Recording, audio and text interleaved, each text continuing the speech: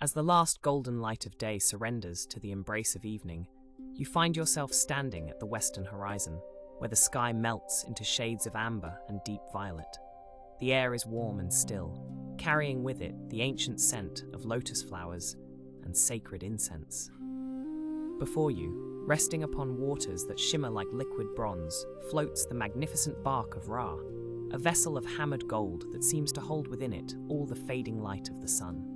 Its prow curves upward like a protective arm, adorned with carvings of sacred symbols that catch the twilight and glow with an inner warmth. You feel a gentle invitation, a calling that resonates not in your ears but deep within your chest, pulling you forward with the softest insistence. As you step aboard, the barque barely rocks beneath your feet, steady and sure as if it has been waiting for you across countless ages. The deck is smooth and warm, polished by millions of nightly journeys. And as you settle into your place among silken cushions that seem to cradle your very soul, you feel the world of day begin to fall away. The concerns and hurries of waking life grow distant, dissolving like mist in morning sun. Around you, gentle attendants move with the fluid grace of water, their forms shimmering between solid and ethereal, preparing the vessel for its sacred descent. One offers you a cup of cool water infused with lotus essence, and as you drink, you feel a deepening calm spread through your body, softening every muscle, quieting every restless thought. The barque begins to move, so gradually you cannot mark the moment when stillness became motion, gliding forward into the gathering dusk. The boundary between sky and water blurs, and you realize you are no longer traveling across any earthly sea, but descending, gently descending, through veils of twilight into the sacred realm of the Duat. The stars begin to appear above, not harsh and distant, but close and welcoming, like lanterns lit to guide your way.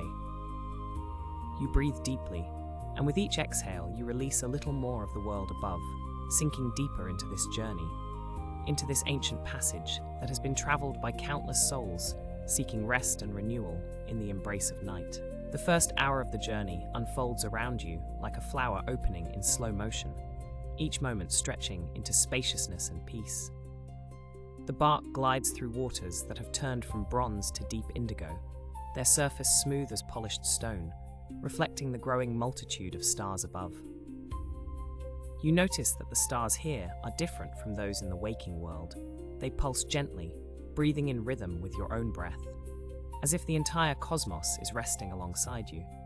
The air grows cooler now, pleasant against your skin, carrying new fragrances, myrrh and cedarwood, dates and honey, the green smell of plants growing in eternal moonlight. Ahead, through the deepening blue of this liminal space, you begin to perceive the shores of the Duat taking shape. At first, they appear as suggestions, soft impressions of land emerging from the cosmic waters, but gradually they resolve into gentle banks lined with papyrus and sacred reeds that sway though there is no wind.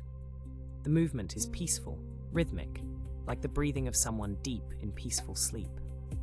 And then you see them, the blessed souls who dwell in the field of reeds, tending their eternal gardens in the soft light that seems to emanate from the earth itself.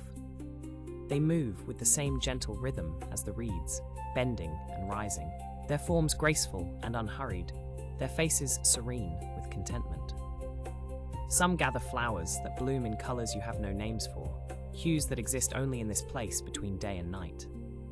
Others tend to wheat that grows tall and golden, each stalk heavy with grain that never needs harvesting yet is always ripe. The souls do not labor. There is no strain in their movements, no burden or weariness. Instead, they seem to be engaged in a meditation, a sacred dance that brings them joy without effort. As the barque glides past, some of them pause and turn toward you, their eyes meeting yours with recognition and welcome. They do not speak, but you feel their blessing wash over you like a wave of warm water, and you understand that they are showing you what awaits. This perfect peace, this endless contentment, this garden where nothing is rushed and all is well. The barque continues its steady progress, and the shores of the field of reeds stretch on and on beside you, infinite and yet intimate, vast and yet embracing. You watch the blessed souls with heavy-lidded eyes, their movements becoming a visual lullaby, their gentle tending of the eternal gardens, a rhythm that your heartbeat begins to follow, slowing, deepening, settling into the timeless cadence of this sacred realm. As the second hour begins its slow unfolding, the landscape transforms with dreamlike fluidity, and you find yourself gliding through caverns of breathtaking beauty.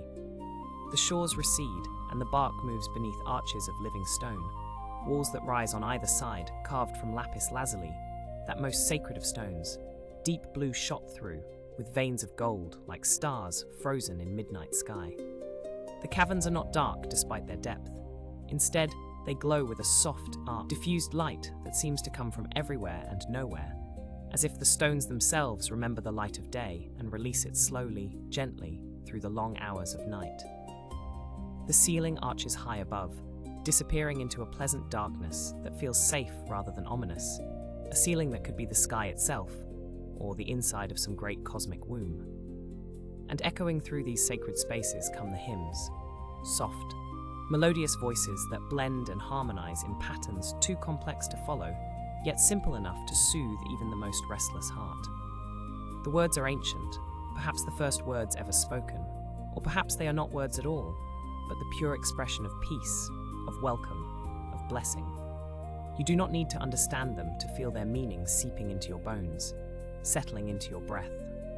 The hymns rise and fall like gentle waves, never loud, never demanding attention, simply present, constant, a sonic embrace that wraps around you and holds you safe.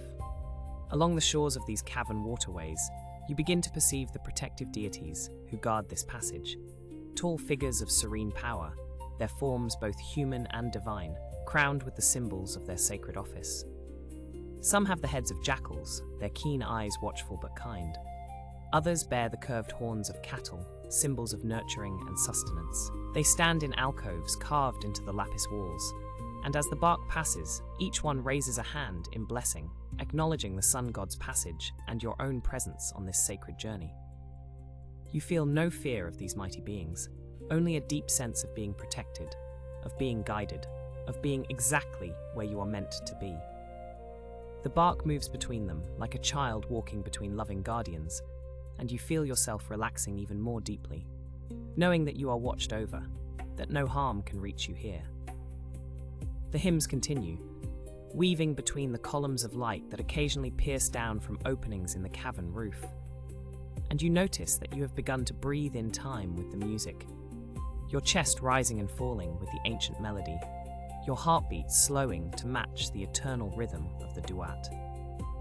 The third hour arrives not with any sudden change, but with a gradual deepening of all that has come before, a settling into the journey as if you are sinking into the softest bed, into comfort beyond measure. The caverns have opened once more into a vast space, where water and sky seem to merge completely, where you can no longer distinguish what is above from what is below, what is distant from what is near. The stars, those gentle, breathing stars, now appear both overhead and reflected in the dark waters, creating the sensation that the barque is floating through space itself, suspended in a cosmic sea of infinite gentleness.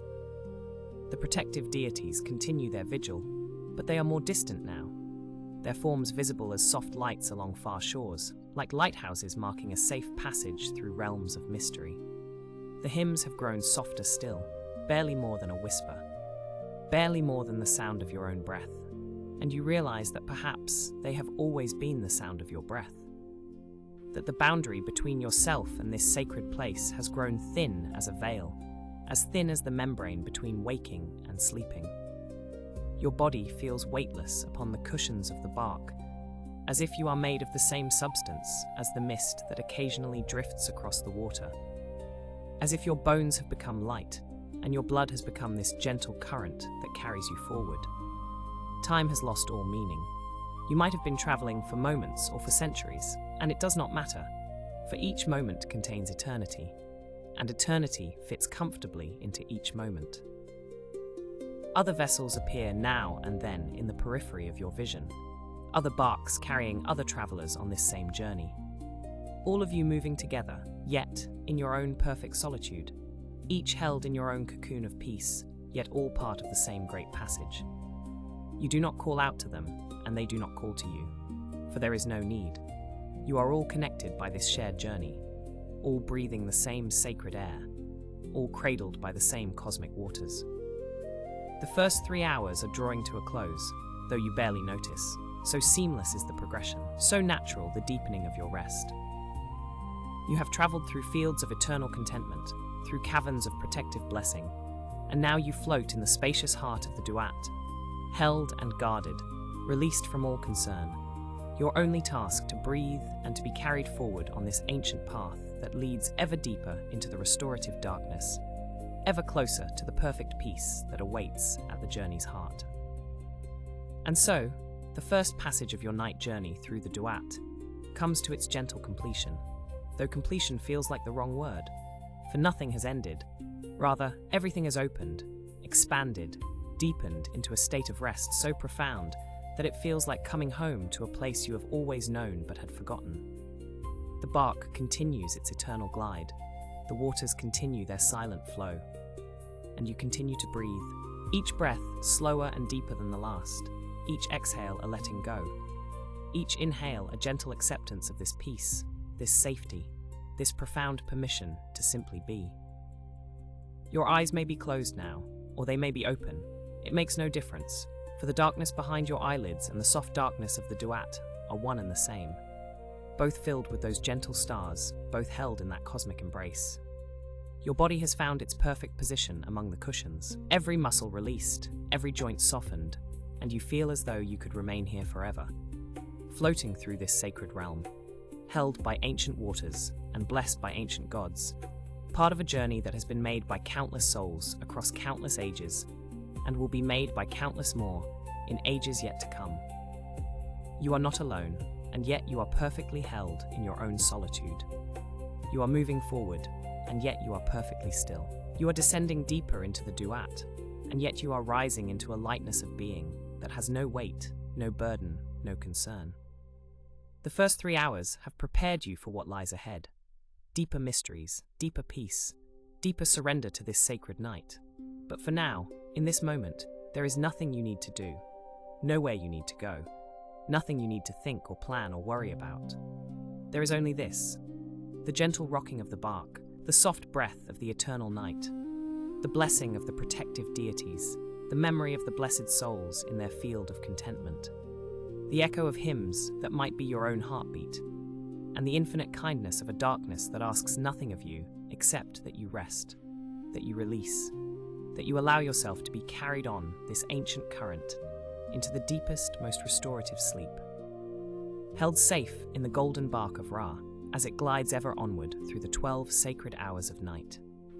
And so the barque continues, gliding ever deeper, ever further from the world you knew, drifting now into the primordial waters of none, the infinite deep that existed before creation, before light, before thought itself.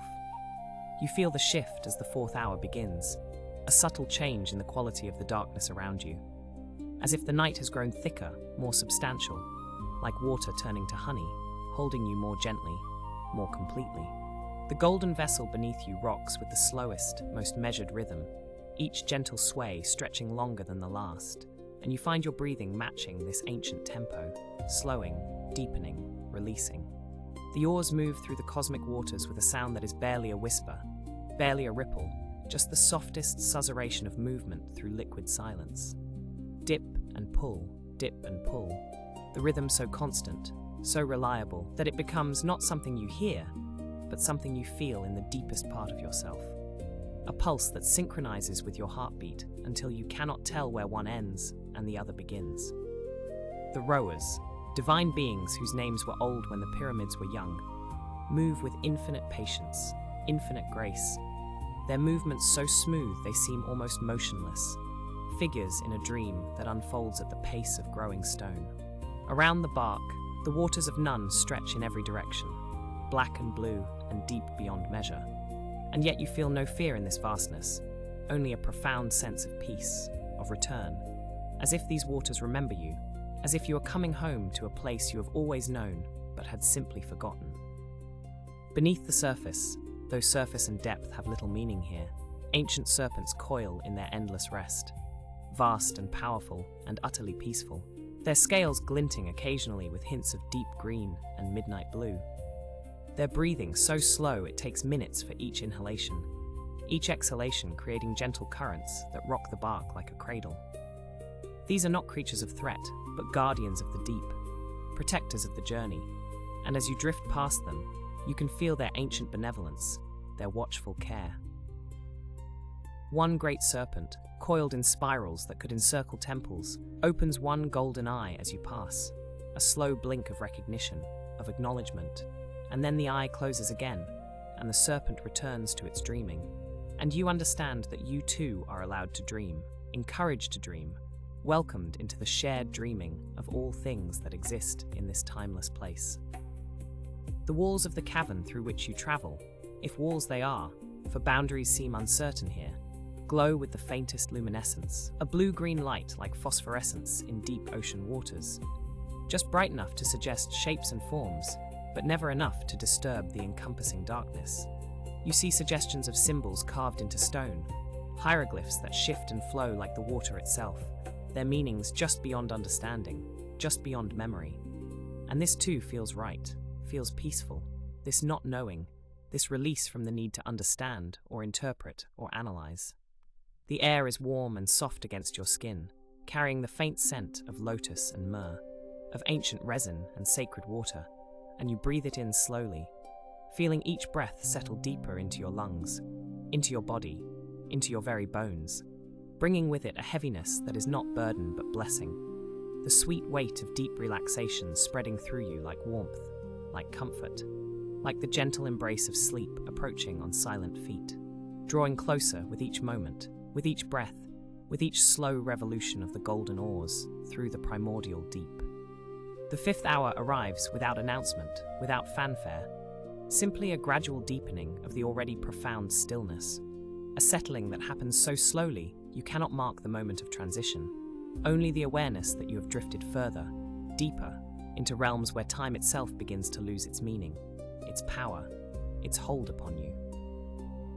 The barque moves through waters that seem to grow thicker, more embrace-like, supporting you so completely that you feel you could simply dissolve into them, become one with the ancient deep, and perhaps, in a way, you already are.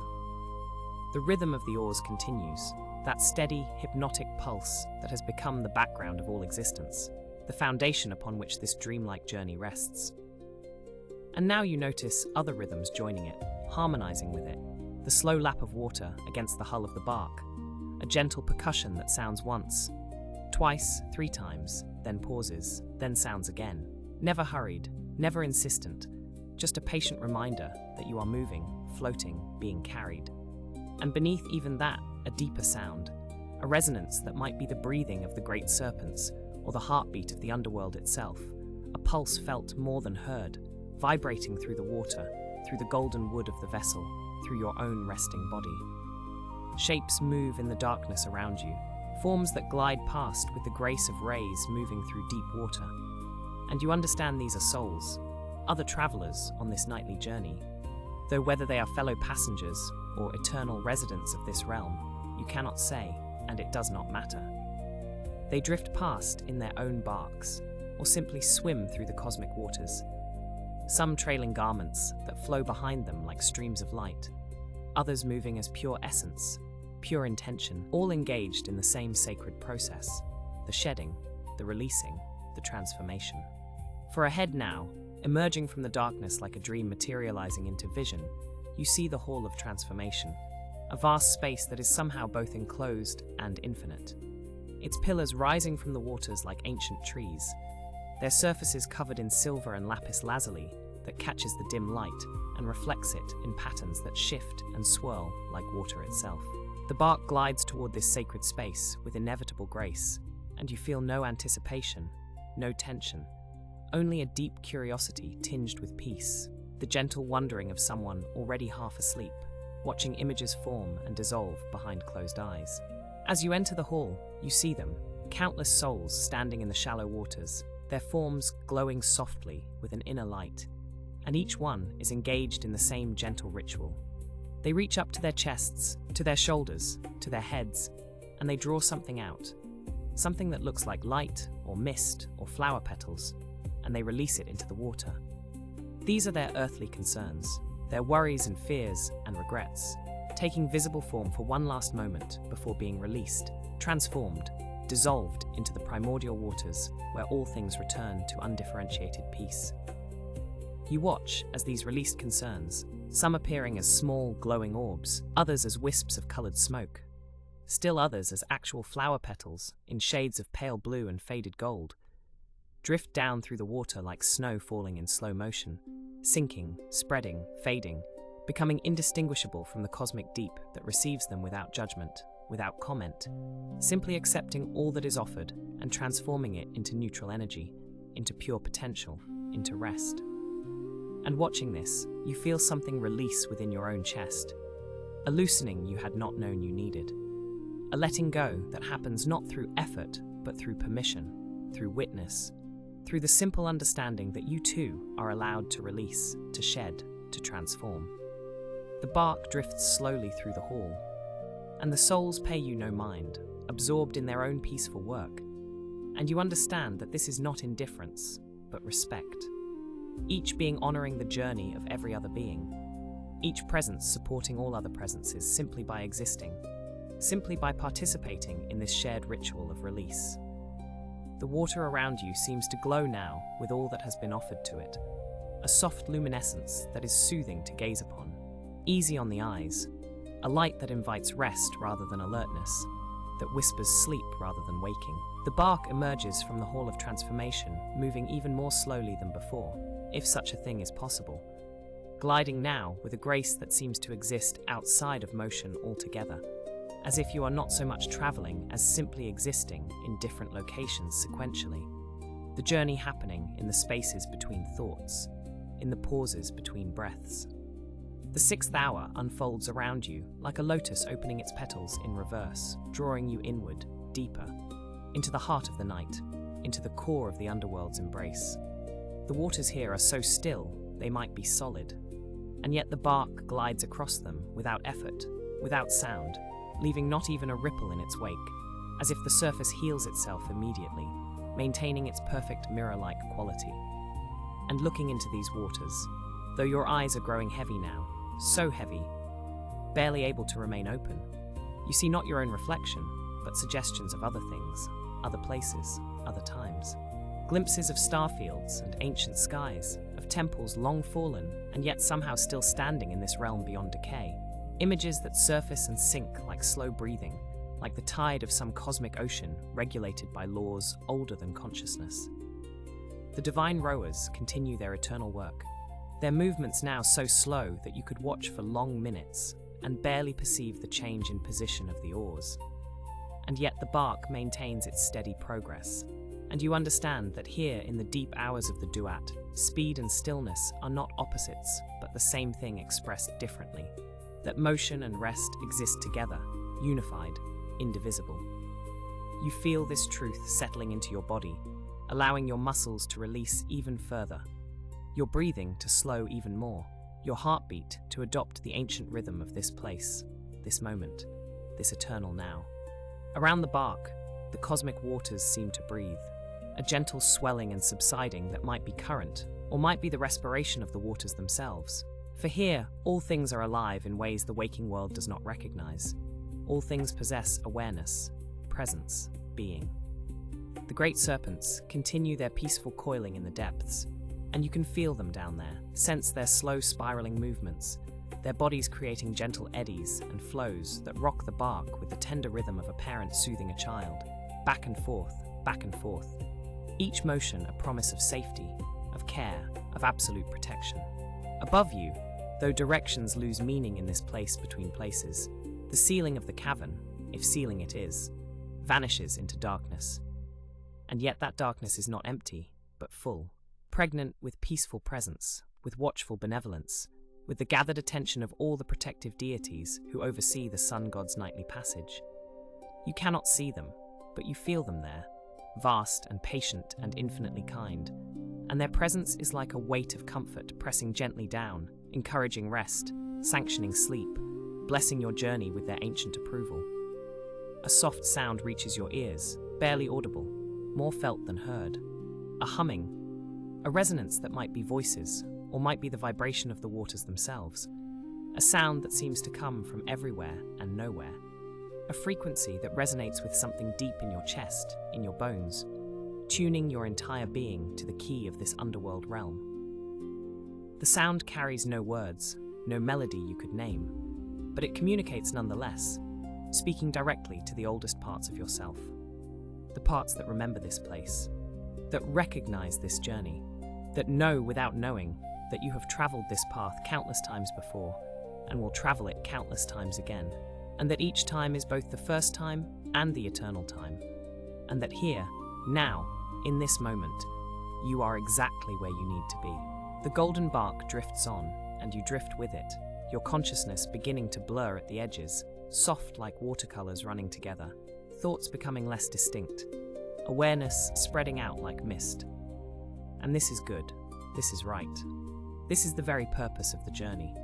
Not to arrive somewhere else, but to gradually dissolve into the peace of pure being, to shed the sharp edges of waking consciousness and sink into the soft, boundless realm of sleep.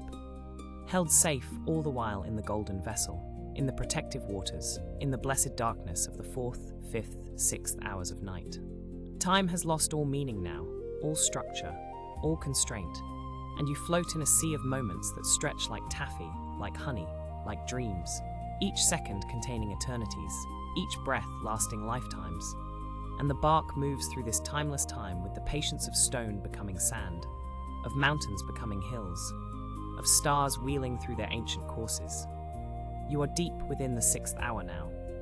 Or perhaps you have moved beyond hours altogether, into a space where the divisions mortals create to measure their days simply do not apply, where existence is one continuous flow, one eternal gesture of peace. The lapping of water against the golden hull continues its gentle percussion, and by now, this sound has become so familiar, so integral to your experience, that it is less like hearing and more like remembering, less like external stimulus, and more like your own thoughts given audible form. Lap, lap, lap, pause, lap, lap, lap, pause, the rhythm patient and sure, never rushing, never stopping, as reliable as your own heartbeat, and perhaps it is your heartbeat, or perhaps your heartbeat has become the lapping of water, the boundaries between self and world, dissolving like salt in these cosmic waters. Another great serpent rises slowly from the depths, its head emerging from the dark waters with infinite gentleness, droplets sliding from its scales like liquid stars. And it regards the barque with eyes that hold eons of wisdom, eons of kindness. Its head is as large as a temple, its body coiled in depths you cannot fathom, and yet there is nothing frightening in its presence, only a deep, abiding peace. The serpent's mouth opens slowly, and from it comes not a hiss, but a sound like wind through reeds, like water over stone, a sound that might be words in a language older than human speech, a blessing perhaps, or a lullaby. And you feel this sound washing over you, through you, carrying away the last vestiges of tension, the last fragments of resistance. The divine rowers bow their heads in acknowledgement as the serpent submerges once more, descending back into the cosmic deep with the same slow grace with which it emerged, and the waters close over it without turbulence, without disturbance, returning to their mirror-like stillness, as if the great being had never been. Though you know it remains below, circling, guarding, ensuring safe passage for all who travel this sacred route. And you feel gratitude for this protection, though the feeling is distant now, soft-edged, part of the general sense of peace and rightness that pervades everything in this deep place. The walls of the passage through which you travel seem to be growing closer, or perhaps the barque is growing larger, or perhaps size and scale are simply playing by different rules here. But whatever the cause, you have the sense of being held more closely now, more intimately, the cosmic waters and the ancient stone embracing you more fully. And this feels not confining but comforting, like blankets pulled up, like gentle arms encircling, like the complete safety of being utterly contained, utterly protected, utterly allowed to rest. You notice, in a distant sort of way, that your body has grown profoundly heavy, each limb weighted with the sweet heaviness of deep relaxation, your head resting against something soft. Perhaps cushions in the barque, perhaps the folded garments of deities, perhaps the darkness itself has become substantial enough to support you. Your breathing is so slow now, so deep, each inhalation lasting several heartbeats, each exhalation releasing you further into peace, into stillness, into the liminal space between waking and sleeping, where the soul does its deepest work, its truest transformation. The oars continue their gentle work, dip and pull, the rhythm now barely perceptible, like the pulse of the universe itself, like the expansion and contraction of existence. And you are cradled in this rhythm, held by it, rocked by it, allowed to simply be, without effort, without striving, without anything required of you except this surrender, this release, this gradual dissolving into the peace that has always been waiting here, in the deep hours of the Duat, in the primordial waters of none, in the blessed darkness that asks nothing and offers everything, offers rest, offers peace, offers the deep, restorative sleep that heals all things. And so you drift, held in the golden barque, carried on the cosmic waters, surrounded by the coiled peace of ancient serpents and the watchful kindness of timeless guardians, moving through the 6th hour and toward the 7th with a slowness that transforms motion into meditation, into prayer, into the deepest form of rest. The primordial waters of none support you completely, their infinite depth paradoxically creating infinite safety, for there is no bottom to hit, no shore to crash upon, only endless embrace, endless holding, endless permission to release everything you have been carrying and simply float, simply be. The sound of the oars has become quieter still, or perhaps you are simply hearing it differently now, from deeper within yourself, from the place where dreams are born and consciousness dissolves into something larger, something without name or boundary. Each stroke of the oars sends gentle ripples across the dark waters, ripples that spread in perfect circles, overlapping, intersecting, creating patterns of interference that shimmer briefly with hints of gold and blue before fading back into the undifferentiated darkness. And watching these patterns, barely watching now, awareness flickering like a candle in a soft breeze, you feel your thoughts doing the same, arising briefly, spreading, intersecting with other thoughts, other images, and then fading, returning to the source, leaving only stillness, only peace. Somewhere in the darkness, a voice is chanting, or perhaps it is many voices in perfect unison, a sound so gentle it might be the waters themselves speaking, might be the serpents humming in their dreams, might be the stone of the ancient caverns vibrating with accumulated prayers from centuries of nightly passages.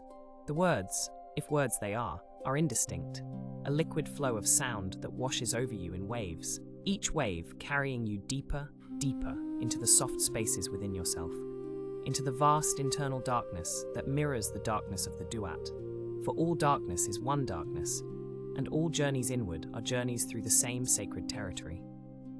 You are aware, dimly, that the barque continues to move, that the journey continues, that somewhere ahead lie other hours, other realms, other transformations. But these awarenesses are distant now, barely touching you, like knowing that stars exist while you sleep beneath a roof. True, but irrelevant to the immediate experience of rest, of release, of this moment's deep peace. Your consciousness has become like the water itself, dark, deep, still, reflecting nothing, containing everything, simply being, simply present, simply allowing the current of the night to move through it, around it, as it. The heaviness in your body has progressed beyond heaviness into something else, a state where you cannot quite feel the boundaries of your physical form, where you might be body or might be water, or might be the darkness itself. And this uncertainty is not troubling but liberating, a release from the constant work of maintaining identity, of holding form, of being separate. Here, in the deep waters, in the golden barque, in the 6th hour sliding gradually toward the 7th, you are allowed to blur, to merge, to become part of the great flow, the ancient current that carries all souls through the night, through transformation, through the sacred dissolution that precedes every renewal, every rebirth, every return to light. And still the oars move, patient, eternal, their rhythm the rhythm of all things, and still the waters hold you, soft and sure, and still the serpents coil in their peaceful depths, breathing their slow breaths, dreaming their ancient dreams. And you are welcome, in those dreams, invited into the shared sleeping of the underworld, the collective rest that restores the cosmos itself, night after night, journey after journey, soul after soul, carried safely through the blessed darkness. and your breathing slows further still, each breath barely distinguishable from the last, each exhalation a small surrender, each inhalation drawing in not air but peace, not oxygen but rest, not life but the space between life and life, the sacred pause, the holy emptiness. The barque drifts on through waters that are black and blue and deep beyond measure, through caverns that existed before existence, through hours that stretch like eternity itself, and you drift with it. Consciousness now barely a flicker, a small light growing smaller, dimmer, softer, fading not into nothing but into everything, into the all-encompassing peace of the primordial waters of none, into the blessed darkness of the Duat's deep hours, into sleep, deep sleep, healing sleep, the sleep of transformation and renewal, held safe in the golden barque, protected by ancient guardians, carried on cosmic currents into rest, into peace, into dreams, into the deepest, softest darkness where the soul knows itself as eternal. And now, the barque glides into the seventh hour, the deepest chamber of night, where the darkness becomes something more than absence. It becomes presence, weight, substance. You feel the air grow thicker around you, heavy with peace, saturated with stillness. The waters beneath the golden vessel slow to a rhythm so gentle it seems the river itself is breathing, one long inhalation held in perfect suspension. Ahead, through veils of midnight mist that part like silk curtains, you see a realm of impossible green. Osiris's kingdom rising from the depths of the Duat, like a dream of earth remembered. Fields stretch endlessly into shadow, and yet they glow with their own soft luminescence, as if moonlight has been planted in the soil and grown into wheat, into life eternal. The stalks sway, though there is no wind, moving to that same slow rhythm, that sacred breath that fills this place. The barque turns without effort, drawn by invisible currents toward the heart of this verdant darkness, and you feel your own breathing synchronize with the movement. In as the wheat bends, out as it rises, in as the river swells, out as it settles. Time here has a different quality, stretched like honey, golden and thick and sweet. Each moment lingers, expands, becomes endless. You are arriving at the place where souls come to rest, where the journey pauses, where the deepest peace awaits those who have traveled so far through shadow and transformation. The green grows brighter, softer, more welcoming, and you drift closer, slower, your eyes growing heavy with the weight of this sacred stillness, your body sinking deeper into the cushions of the barque, held and supported, safe beyond measure. The barque settles into the shallows at the edge of Osiris's realm, and you feel it come to rest with the gentlest touch, barely a whisper of contact between vessel and shore.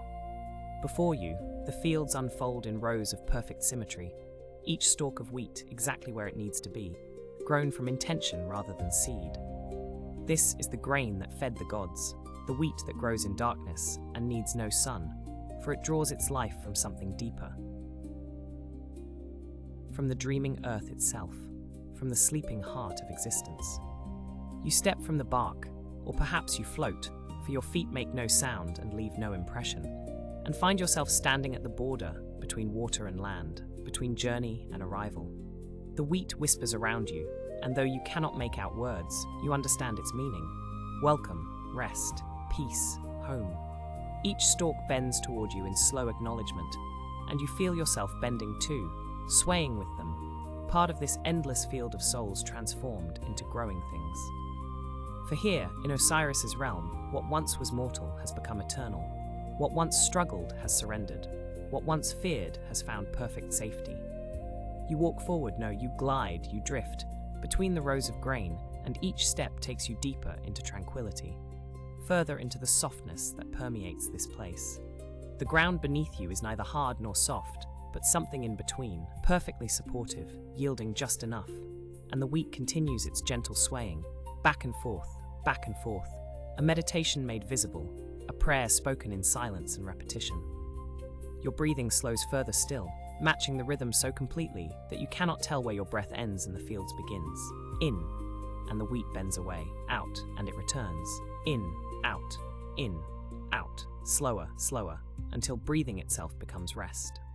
Deeper in the fields now, you come upon a clearing where the wheat parts in a perfect circle, and at its center stands something you have heard of in whispers and hymns, the scales of Ma'at, balanced in eternal equilibrium.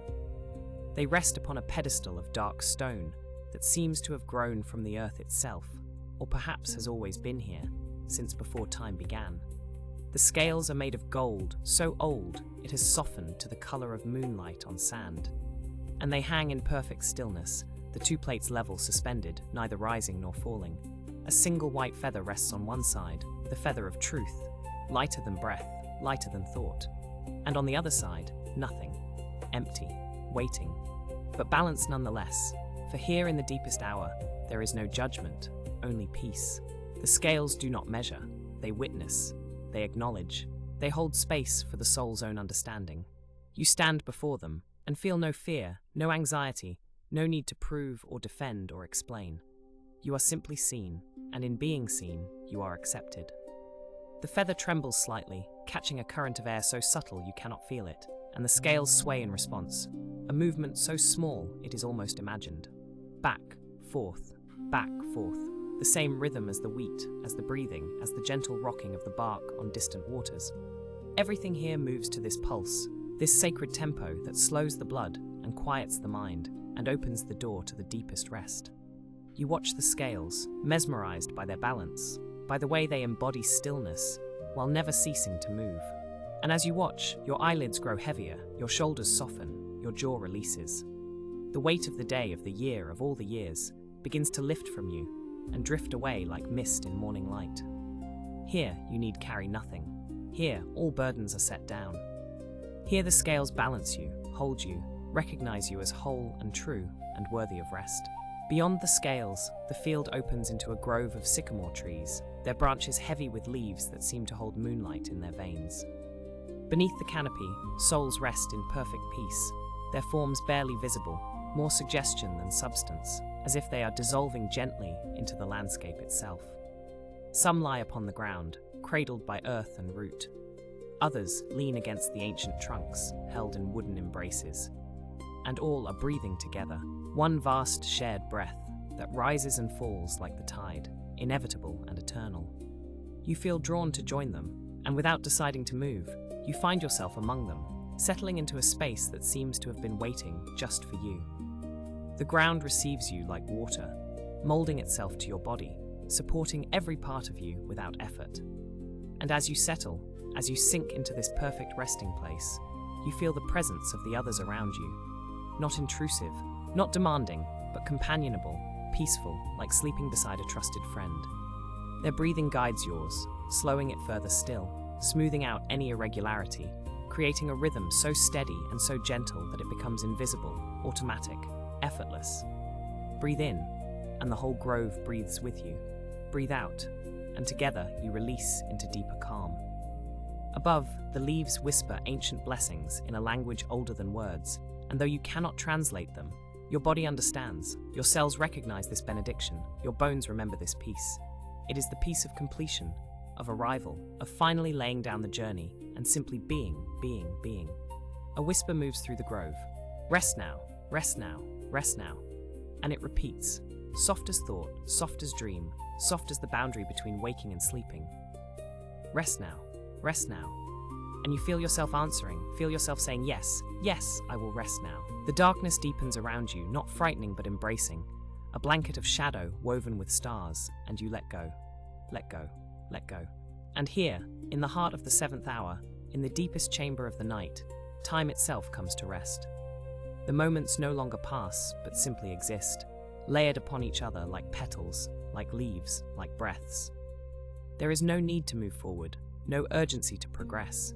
The journey has brought you to this place of perfect suspension, where the soul can finally pause and remember itself, remember its own eternal nature, its own belonging to this vast and gentle darkness. Osiris himself moves through the fields, though you sense him more than see him, a presence of green and gold, of growth and stillness intertwined, of death that is not ending, but transformation, renewal, the seed's promise kept in the sprouting grain.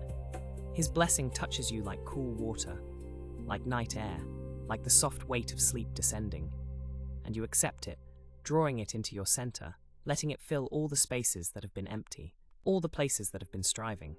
Be at peace, the blessing whispers. You are held, you are safe, you are home. And the words repeat, or perhaps they never stop. Perhaps they are the constant underlying current of this place, the eternal song of the deepest hour. Be at peace, be at peace, be at peace. Your breathing is almost imperceptible now, the gentlest movement, the softest tide.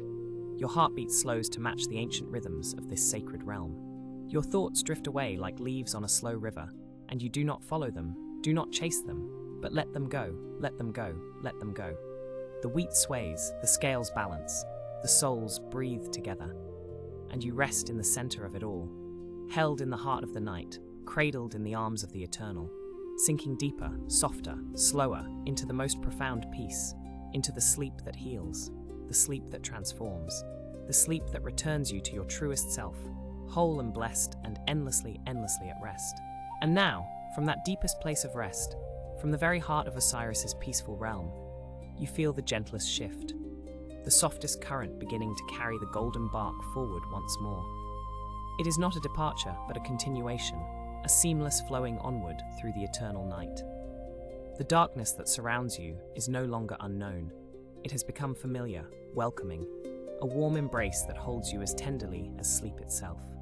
You are entering the 8th hour of the Duat, and already you sense something both new and remembered, for the journey now begins to fold back upon itself like a sacred text, each word echoing what came before, each moment a reflection in still water. The barque glides without effort through caverns where the walls shimmer with the same soft lapis light you saw in the earlier hours, but now the glow seems gentler, more intimate, as though the stones themselves have learned to whisper. And they do whisper. The cavern walls hum with a sound so low and so soothing it becomes part of your own breathing, part of the rhythm of your heartbeat. These are the serpent guardians of the return journey, ancient protectors coiled in the shadows, their scales catching fragments of golden light as they sing their lullabies, songs older than memory, melodies that have guided countless souls through this turning point, where the night begins its slow arc toward dawn.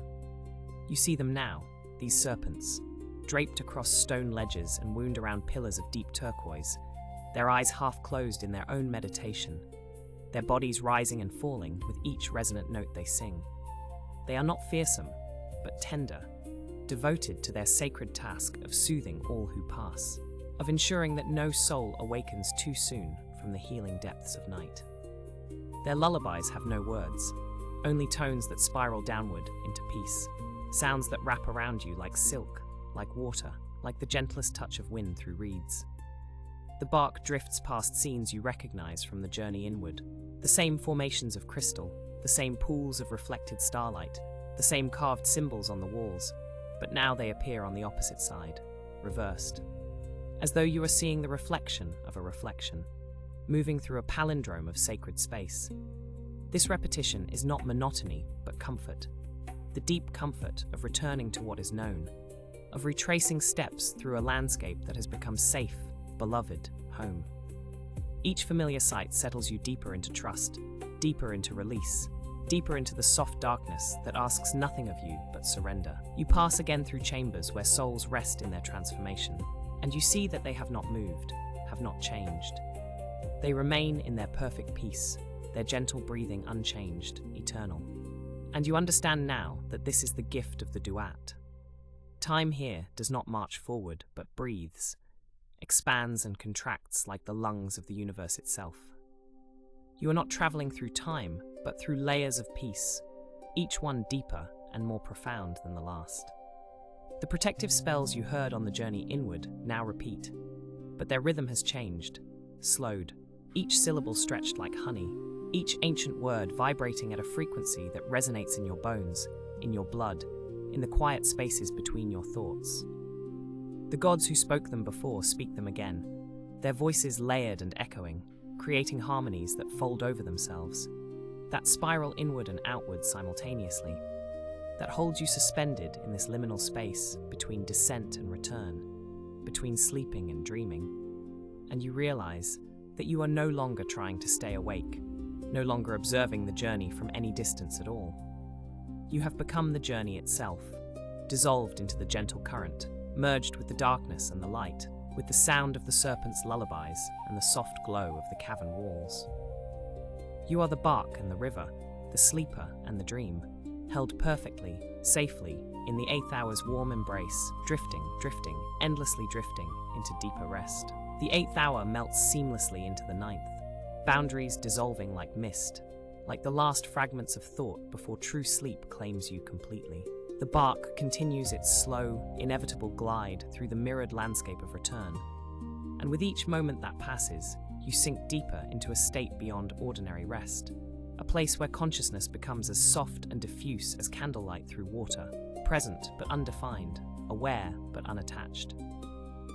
The Serpent Guardian's lullabies continue, their humming now joined by other sounds, other voices, the gentle splash of cosmic waters against the barque's golden hull, the whisper of night wind through caverns, the distant echo of hymns you heard hours ago, returning now like the refrain of a song you've always known.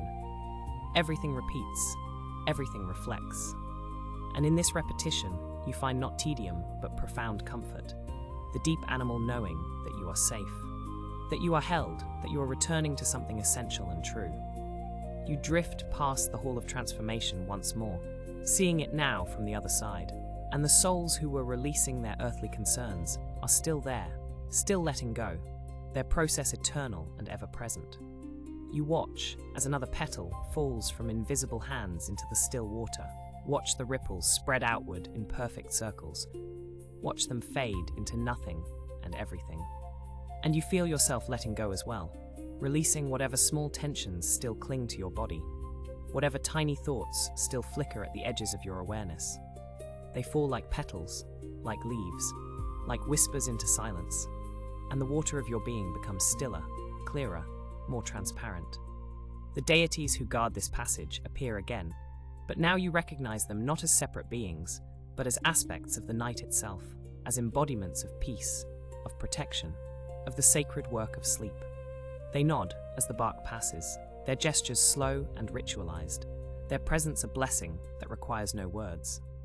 You feel their protection like a blanket, like a sheltering hand, like the walls of a temple that has stood for thousands of years and will stand for thousands more. Nothing can disturb you here.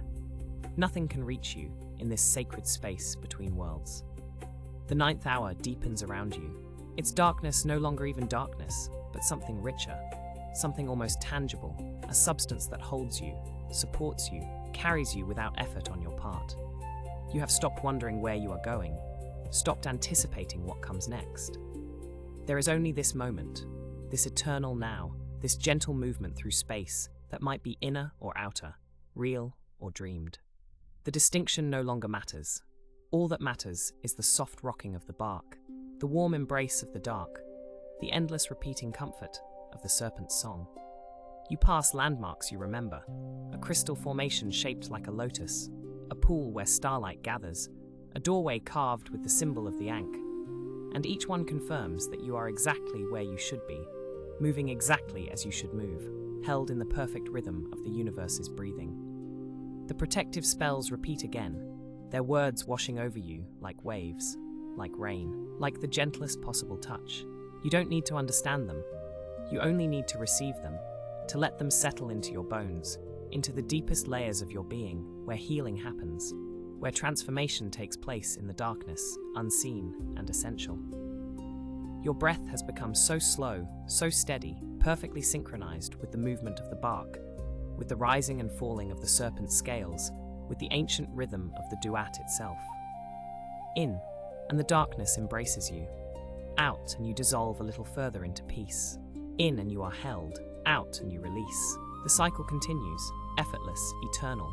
Each breath a small journey of its own, a tiny replica of the great journey you are on, descending and returning, spiraling deeper into the soft center where all is well, where all has always been well, where sleep becomes indistinguishable from grace. And somewhere in the honey-thick time of the ninth hour, you stop counting breaths, stop noticing the passage of moments, stop being aware of being aware. You simply are, floating in the warm, dark waters of the Duat, cradled in the great night's arms, protected by ancient powers, sung to sleep by serpents older than stars, drifting in the space between hours, between heartbeats, between thoughts, sinking softer, deeper, slower into the healing darkness that asks nothing and gives everything. The darkness that knows you, that welcomes you home. In the deepening stillness of the 9th hour flowing into the 10th, the barque moves through waters that seem to thicken with peace itself, each ripple moving more slowly than the last, each gentle splash against the hull arriving like a whispered secret, like a promise kept. You are no longer merely a passenger on this journey. You have become the stillness itself, the quiet observer who observes nothing because there is no separation between the seeing and the seen, between the dreaming and the dream. The caverns through which you pass have taken on a quality of timelessness that makes even the concept of hours seem like a curious artifact from another world. The serpent guardians continue their eternal vigil, their lullabies unbroken, their scales gleaming with the soft patina of ages. Some are draped across ledges carved with hieroglyphs that tell stories of other journeys, other souls who have passed this way. And you sense the comfort in this, knowing that you are part of a procession that extends backward and forward through time, that you are never alone in this sacred crossing, that countless beings have been held by this same darkness, sung to sleep by these same ancient voices.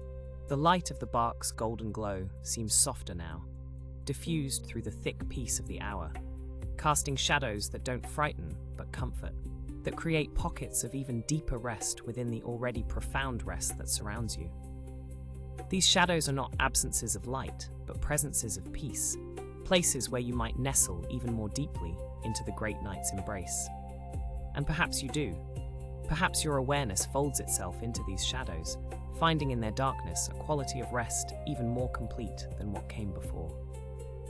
You notice again the palindrome of the journey, the way each chamber and cavern appears in its mirrored position, reversed but recognizable, like seeing your own reflection and knowing it is you, but also not quite you, familiar and strange at once.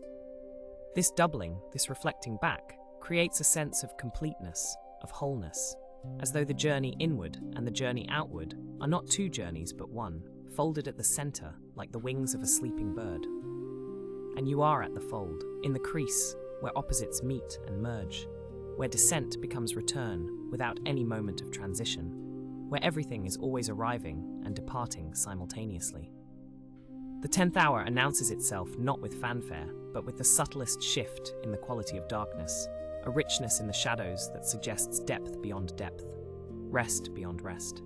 The protective spells continue their repetition, but now they have been repeated so many times that they have worn smooth like stones in a river, their edges soft, their meaning absorbed into something beyond meaning, pure vibration, pure resonance, pure transmission of peace from the ancient ones who speak them to the depths of your own soul that receives them.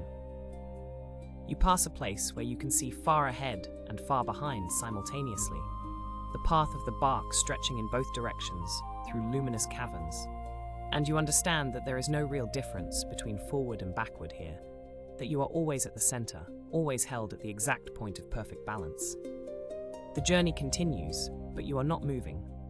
You are still, but the landscape shifts around you.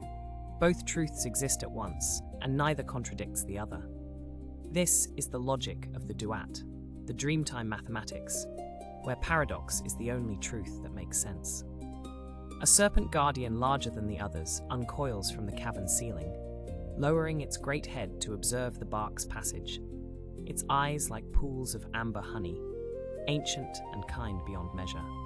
It hums a note so low you feel it in your chest, in your belly, in the base of your spine, and the note holds you, sustains you, vibrates through every cell of your body until you are humming too, until you are the note, until there is nothing but this sound that is also silence, this vibration that is also perfect stillness. And in the 10th hour, you finally understand that you have already arrived, that you were always already there, that the journey was never about reaching a destination, but about deepening into this moment, this breath, this heartbeat. Everything else, the caverns and the spells, the serpents and the barque, the hours and the darkness, all of it is simply the vehicle that carries you into recognition of what is always true. You are held, you are safe, you are perfectly, completely, eternally at peace. The darkness is not something you are passing through, but something you are resting within, something that will never let you go, never release you from its tender grasp.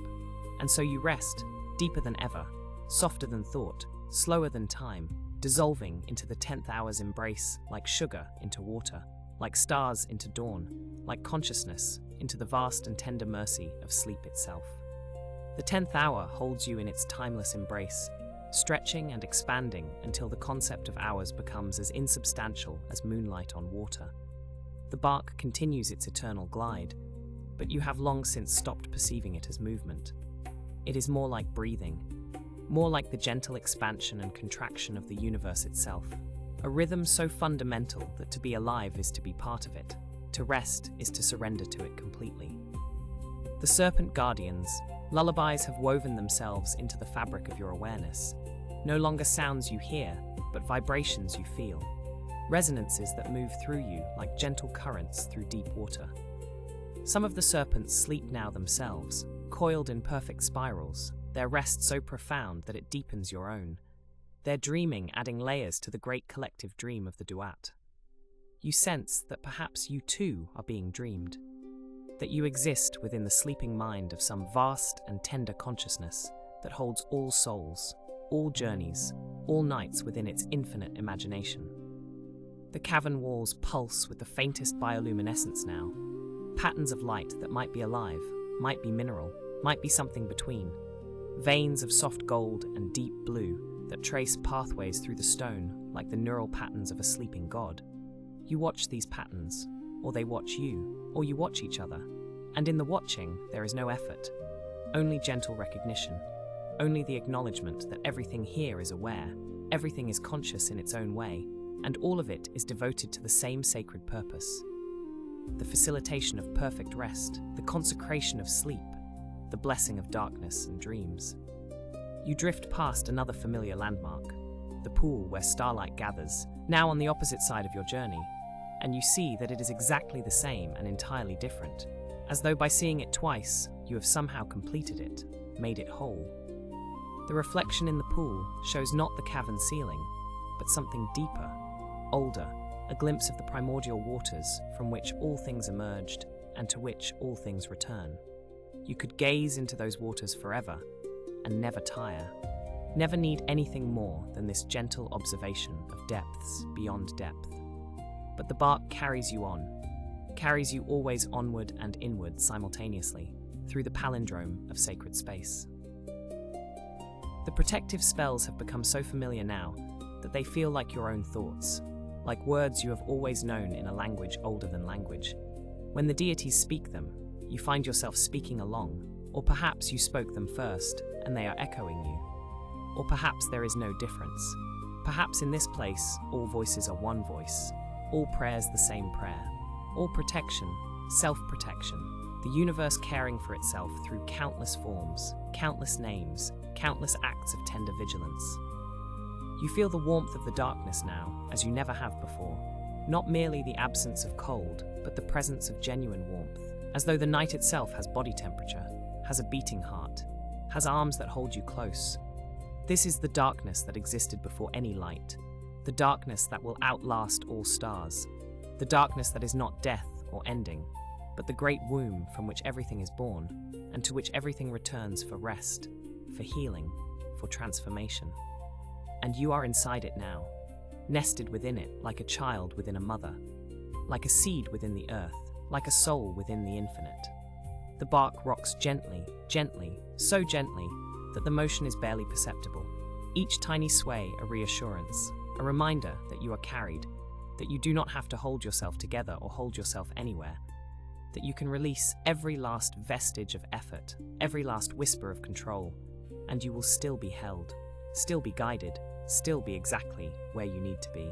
The great journey takes care of itself, and you are part of that journey, which means you are taken care of, which means you are safe, which means you can let go completely and trust the darkness, trust the water, trust the ancient serpents and their lullabies, trust the deities and their spells, trust the barque and the gentle hand that guides it through the eternal night.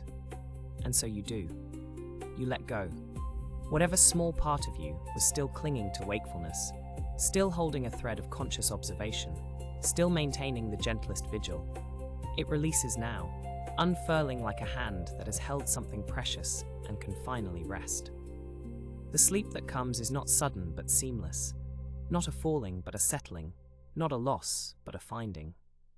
You settle into the 10th hour like sinking into the softest bed, like being covered with the warmest blanket, like hearing the most soothing voice whisper that all is well. All has always been well, and you can rest now. You can finally, fully, completely rest. In the deepest fold of the 10th hour, where time has become as thick and slow as amber, as honey, as the space between heartbeats, you rest in a state beyond naming. The barque has become motionless and eternally moving at once, suspended in the warm, dark waters of the Duat, held in the exact center of the night's turning, in the crease where the descent finally, gently becomes the return, though you are so deeply at rest now that you notice neither descent nor return. Only the infinite present moment that contains all moments, all journeys, all sleep. The serpent guardians have woven their lullabies into a single continuous sound that has no beginning and no end, a humming that might be the sound of the universe itself breathing, the cosmic drone beneath all other sounds, the fundamental frequency of existence. You are held within this sound like an insect in amber, like a prayer in silence, perfectly preserved, perfectly protected, perfectly at peace. Nothing can disturb you here. Nothing can reach you. You are beyond reach, beyond disturbance, beyond anything but this profound and healing rest. The darkness has become so familiar, so beloved, that you cannot imagine ever wanting to leave it. It is not emptiness but fullness, not void but presence, not absence but the most intimate companionship you have ever known. The darkness knows you better than you know yourself, holds you more tenderly than you have ever been held, asks nothing of you but that you receive its gift of rest, its blessing of oblivion, its grace of absolute peace. And you receive it, you drink it in, you let it fill every empty space within you until there are no empty spaces left, until you are complete, whole, healed. The familiar landmarks of the journey appear and disappear like images in a dream. And perhaps that is what they always were. Dream images, symbols, representations of the soul's passage through the great mystery of night. The field of reeds, the hall of transformation, Osiris's verdant realm, all the places you passed through on the journey inward.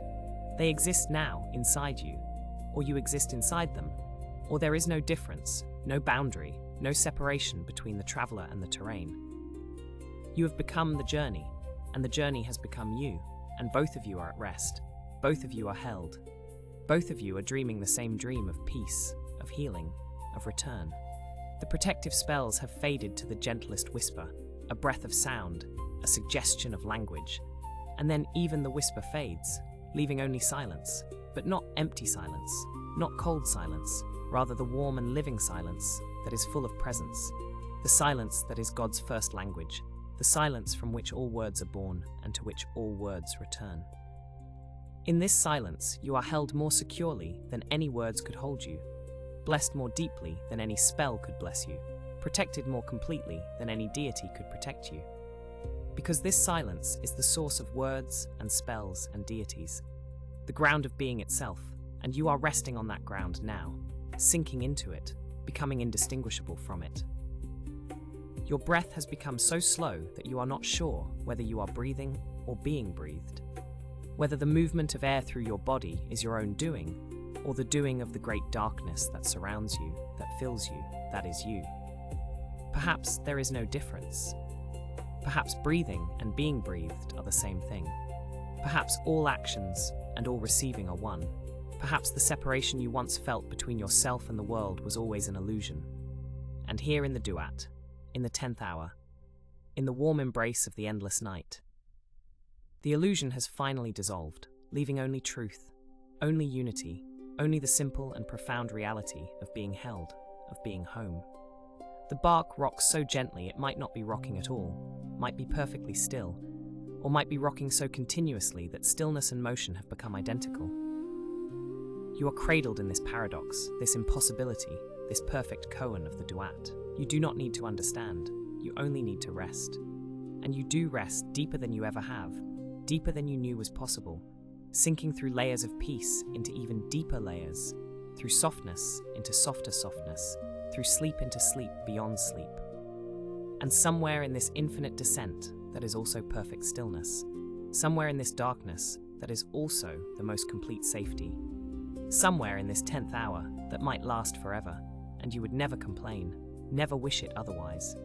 Somewhere in all of this, the last small light of your waking consciousness finally, gently, sweetly dims, flickers, and goes soft as candlelight touched by the gentlest breath, fading into the warm darkness, into the serpent's endless lullaby, into the cosmic waters that hold you, into the peace that passes all understanding, into the sleep that heals all wounds, into the dream of the Duat that is dreaming you as tenderly as you are dreaming it, until there is no difference between the dreamer and the dream, until there is only rest, only peace, only the infinite tender darkness holding you safe, holding you close, holding you forever in the sacred space between the hours, where all souls are blessed, and all sleep is holy, and all is well, and all manner of things are well, now and always, endlessly, eternally, perfectly well. And from this infinite tender darkness, something begins to stir, though so slowly, so gently, that it is less like movement,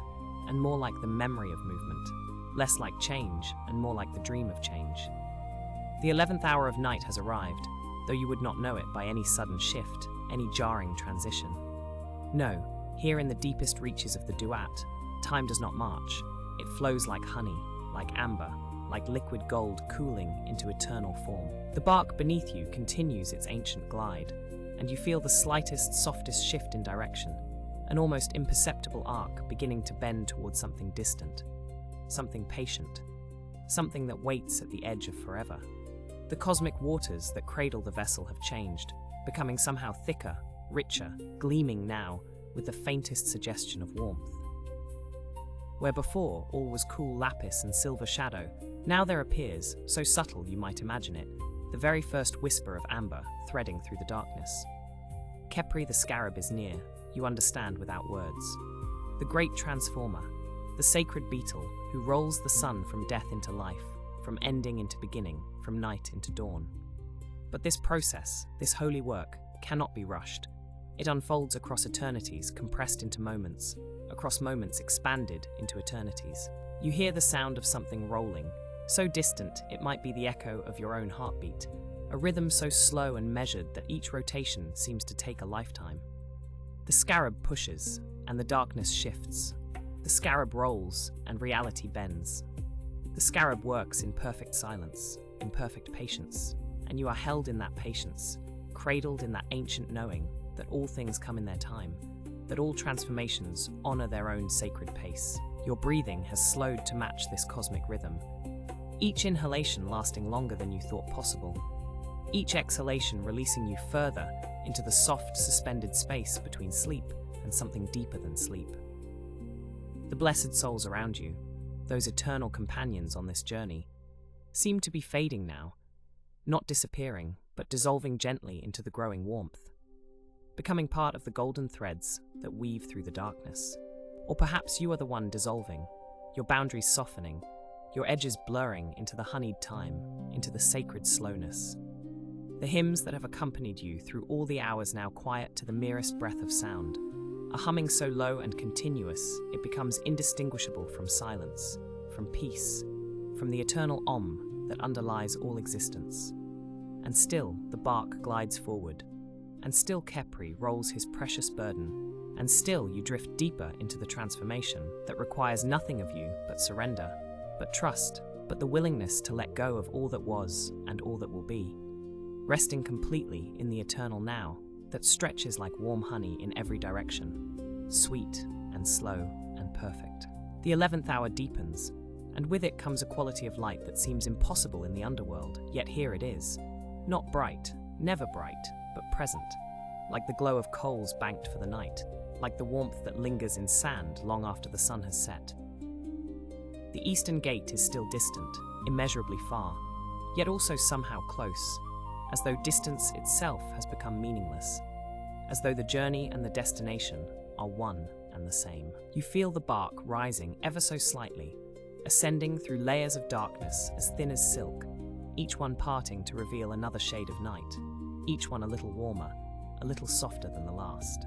The air, if it can be called air here in this realm between worlds, carries the scent of frankincense and myrrh, of lotus flowers opening to moonlight, of warm stone and ancient papyrus, and the peculiar sweetness of transformation itself.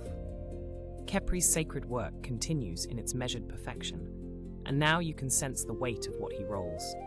The sun itself in its night form, the seed of all light compressed into darkness, the promise of dawn contained in the absolute depth of night. This is the great mystery, spoken in silence, revealed in shadow. That within the darkest hour lives the brightest hope, that the descent was always also an ascent, that every ending prepares the soil for new beginning. Your body has become so relaxed now that you cannot quite tell where it ends, and the cushions of the barque begin, where your breath stops and the cosmic rhythm starts. You are being transformed, just as the sun is being transformed, rolled forward by forces both impossibly vast and infinitely tender.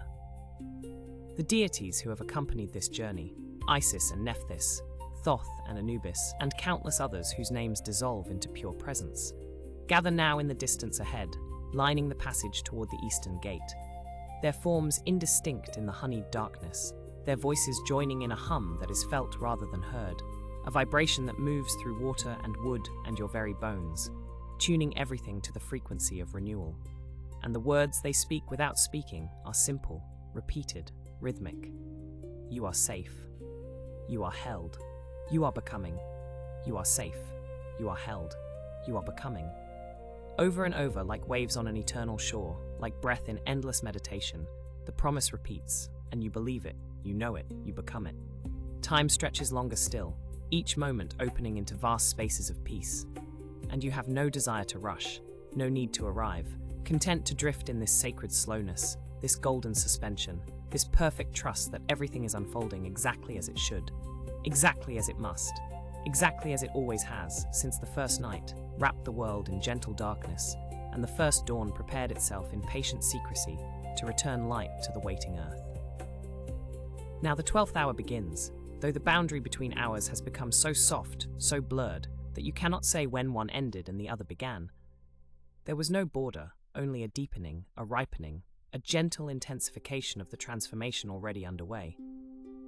The eastern gate is visible now, or rather, you sense its presence the way you sense dawn coming even in the deepest darkness, an inevitability, a promise kept since the beginning of time. The gate is not a barrier, but an opening, not a wall, but a threshold, and it stands patient and eternal, waiting with the infinite patience of stone, of stars, of all things that know their purpose and trust their time.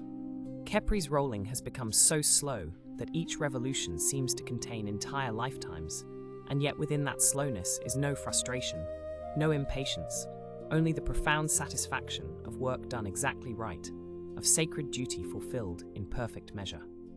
The golden light grows, but grows so gradually that you adapt to each incremental brightening without ever being disturbed.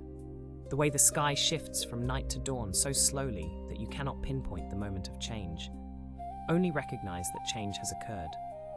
The blessed souls who journey with you have become pure light now, soft orbs of amber and cream floating in the navy darkness like stars come down to earth, like fireflies in some eternal garden, and their presence is a comfort, a reminder that you are never alone, that countless beings make this passage, have always made this passage, will always make this passage through death into life, through darkness into light, through sleep into waking. Though perhaps, here at the very threshold, you need not wake. Perhaps you can carry this peace forward into dreams, into deep and deeper rest. The cosmic waters beneath the barque have turned to liquid gold, still dark but shot through with veins of warmth, and the reflection of the slowly transforming sun creates patterns on the surface that mesmerize and soothe. Fractals of light repeating into infinity, sacred geometries that speak the language of creation itself. You feel yourself expanding and contracting with each slow breath, becoming vast as the underworld itself, then small as a single grain of sand, then vast again, then small, the rhythm dissolving any fixed sense of self, leaving only awareness, only presence, only the peaceful witness to this ancient miracle unfolding. The deities chant their wordless blessing, and the sound has become your heartbeat, has become the pulse of existence itself, and you rest in that rhythm like a child rocked in loving arms, like a seed held in dark earth, like a soul cradled in the palm of eternity. Each moment stretches longer, opens wider, becomes more spacious, until time itself seems to stop, seems to hold its breath in reverence for this sacred transition.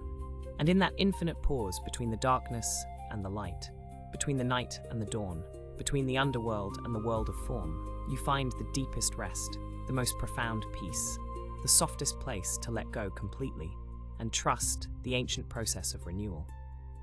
The passage through the Eastern Gate begins, though it is less a passage and more a gradual dissolution of any boundary between here and there, between underworld and upperworld, between night and dawn. The gate welcomes you, embraces you, absorbs you into its sacred architecture, and you feel the ancient hieroglyphs carved into its surface humming with power so old and so gentle that it feels like returning home, like remembering something you had forgotten since before you were born. Khepri has rolled the sun to the very threshold now, and the sphere pulses with slow warmth, each pulse sending out ripples of golden light that pass through you like breath, like prayer, like blessing. You are so close to the transformation, so near to the renewal, and yet there is no urgency, no rush, because you understand now in your bones, in your blood, in the deepest part of your consciousness, that this process honors its own time, that sacred work cannot be hurried, that the most profound changes happen in the slowest unfolding. The barque glides beneath the gate's arch, and for a moment that lasts forever, you are suspended between worlds, belonging fully to neither darkness nor light, but to the sacred space between, the threshold where all transformation occurs, where caterpillar becomes butterfly, where seed becomes flower, where night becomes dawn, where soul becomes renewed. The air shimmers with possibility, with potential, with the gathered energy of completion and beginning merged into one eternal now. And the voices of all the deities, all the blessed souls, all the guardians and guides who have accompanied this journey rise in a harmony so beautiful, it brings tears to eyes that are already closed, already dreaming, already released into the soft golden light that is not bright, never bright, but warm, so warm, like sinking into honey, like being wrapped in amber, like dissolving into the first ray of dawn that has ever touched the world. You feel your edges softening completely now, your sense of separation dissolving into union with everything, with the water, the boat, the light, the darkness, the gods, the souls, the journey itself. You are the traveler and the destination, the sleeper and the sleep, the night and the dawn. And in this recognition, this remembering, there is such profound peace, such complete rest, that you let go of the very last thread of holding on, the final whisper of control, and surrender entirely to the transformation, to the renewal, to the gentle, inevitable passage from darkness into light. The hymn that surrounds you has become so soft now, so quiet, that it is almost silence. And that almost silence holds you like the softest blanket, like the most tender embrace, like the love that has held you since before time began and will hold you long after time ends. You are safe, you are blessed, you are transformed. You are safe, you are blessed, you are transformed. The words repeat like a heartbeat, like a lullaby, like the eternal rhythm of the cosmos rocking you deeper, deeper, always deeper, into the most restful, peaceful, perfect sleep.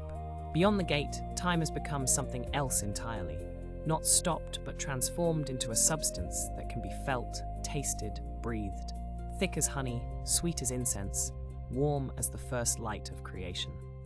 The 12th hour completes itself in this infinite slowness, this eternal gentleness, and you are held in the amber glow of transformation so complete that you cannot remember ever being anything other than this peace, this light, this soft golden warmth. Khepri's work is nearly done. The sun rolled to the very edge of rebirth, and you can feel the gathering of energy, not tense, but full, the way a breath gathers before release, the way a wave crests before it breaks in soft foam on the shore. But even this completion unfolds so gradually that there is time, endless time, to rest in each moment, to savor each breath, to let each heartbeat carry you deeper into the trust that all is well. All has always been well, all will always be well. The light around you is growing warmer, richer, more golden, but it never becomes bright enough to disturb, only warm enough to comfort, to hold, to bless. You are wrapped in amber, suspended in honey, dissolved in dawn, and there is nowhere you need to be, nothing you need to do, no one you need to become. You are enough. You have always been enough. You are held, you are blessed, you are loved beyond measure. The barque beneath you has become so soft you can barely feel it. Or perhaps you have become so relaxed that the boundary between your body and the vessel has disappeared, leaving only the sensation of floating, drifting, resting in the cosmic waters that are also cosmic light, that are also cosmic love. The blessed souls sing their final blessing, a note so pure and sustained that it seems to come from the stars themselves, from the space between stars, from the silence that contains all sound, and that note wraps around you, through you, becomes you, until you are vibrating with the frequency of perfect peace, of absolute rest, of transformation, complete and holy. Kepri releases the sun into its rebirth, and the movement is so gentle, so tender, that it feels like a caress, like a kiss on the forehead, like a benediction whispered in the softest voice. The light blossoms in slow motion, petals of gold and amber, opening one by one across eternity, and you are held in that blossoming, cradled in that flowering, until you cannot tell where the light ends and you begin, cannot distinguish between the renewed sun and your own renewed soul. Everything is golden, everything is soft, everything is warm, everything is peace. And in this perfect moment that contains all moments, in this sacred completion that is also eternal beginning, you release the very last whisper of consciousness and drift down, down, down into the deepest, softest, most peaceful sleep you have ever known, held forever in the golden light of transformation, blessed by the ancient powers, guided by the eternal rhythms, safe in the knowledge that the journey through darkness has brought you here, to this perfect rest, this holy peace, this soft and tender place where sleep is sacred and dreams are blessed, and all is well, now and always, in the eternal golden light of the Duat's endless turning, forever and ever, peacefully, perfectly, completely, deeply, sweetly, gently asleep. Thank you for listening tonight. If this story helped you drift off, consider leaving a like and subscribing for more calming stories. Sweet dreams, and I'll see you next time.